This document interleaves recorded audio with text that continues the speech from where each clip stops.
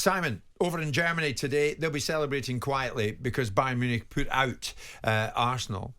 And for one man in particular, one wonders how he's feeling because Thomas Tuchel, of course, once of PSG, once of Chelsea, now of Bayern Munich, but not for much longer. Interesting journey he's on. He spoke post-match. Hopefully we get some players back to have more alternatives and to have a full bench.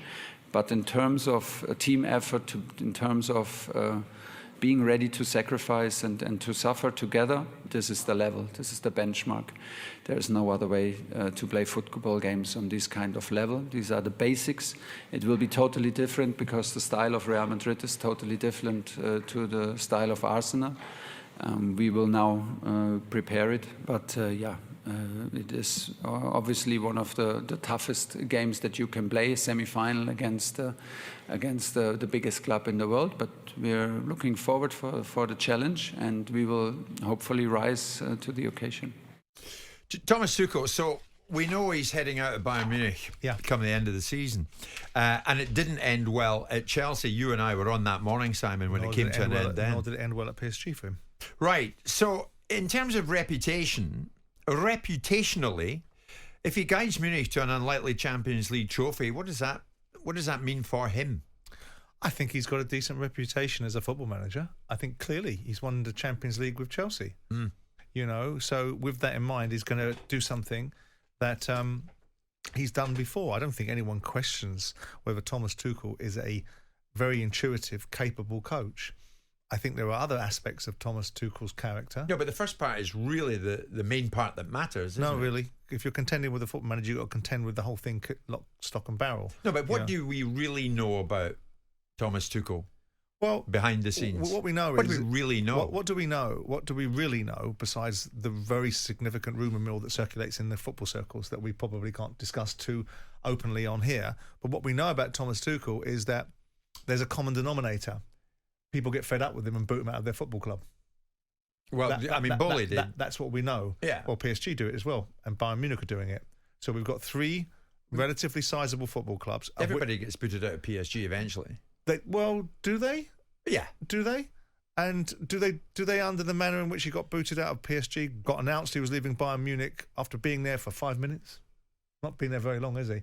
And there's a common trait. So I would suggest to you there might be something in it. What it is, we can ruminate on. I would imagine that Thomas Tuchel is a difficult character to manage. Now, you've got to find a way to manage difficult characters because often the most successful people are quite difficult characters. You've got to find a way. But some of them also can be destructive and they can be counterproductive, and the football club is bigger than an individual.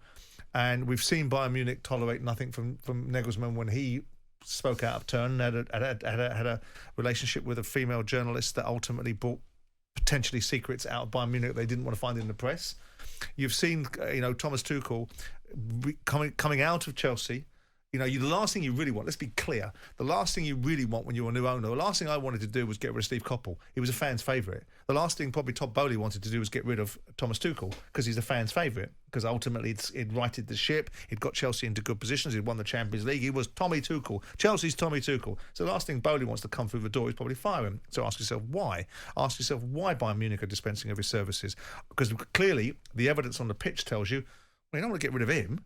He's a good coach. Well, not in Bundesliga terms. I mean, Alonso's, taught them all a lesson this season. You asked me a question. The question was, what does it say about Thomas Tuchel if he wins the Champions League? So he will now be getting redemption, but prior to reputationally. But his removal from Bayern Munich was prior to Bayer Leverkusen winning the league. Bayern Munich was still in it when they decided that he was to be gone.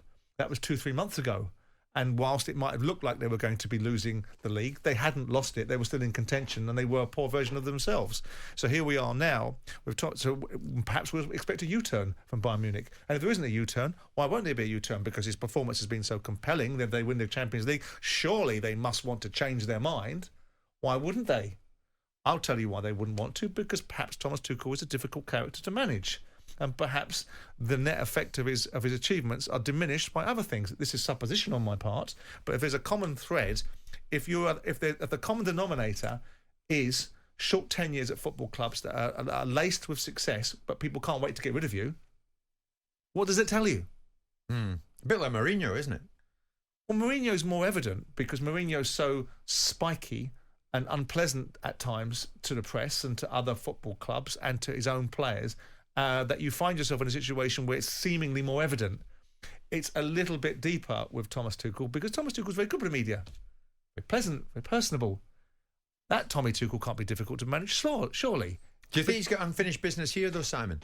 I mean, as you rightly say, maybe Bayern will do a U-turn. There's nothing to suggest at this stage they will, although they might if they win the Champions League. But thereafter, can you see him back here in the Premier League? I certainly can. On a capability times, yeah. He's a great coach. I mean, I like Thomas Tuchel as a coach. I like the way he interacts with the media. But again, you've got 3 different sets of personalities. You've got Nasser Khelaïfi, who we know. You've got the Bayern guys, who we don't know, but we know by reputation. And we've got the Chelsea guys, who we know. And all of them have gone, I had bad just enough of you. So I don't know why they would say that, but there has to be a common denominator. And it might be Tommy Tuchel and his behaviour.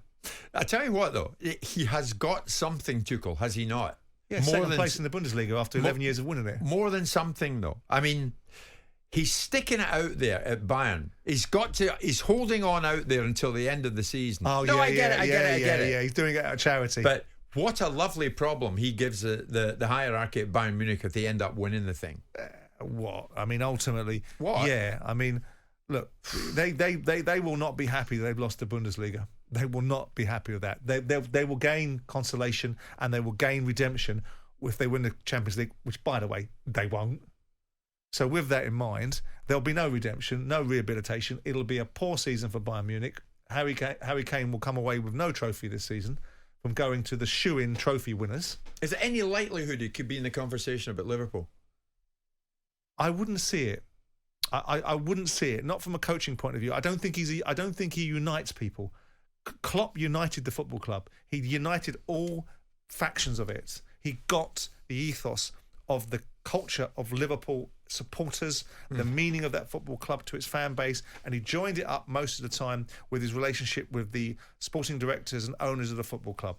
And so he was a unique phenomenon. You're looking for someone to replicate that, which you won't find. You're not looking for someone to potentially divide it. Jim White and Simon Jordan.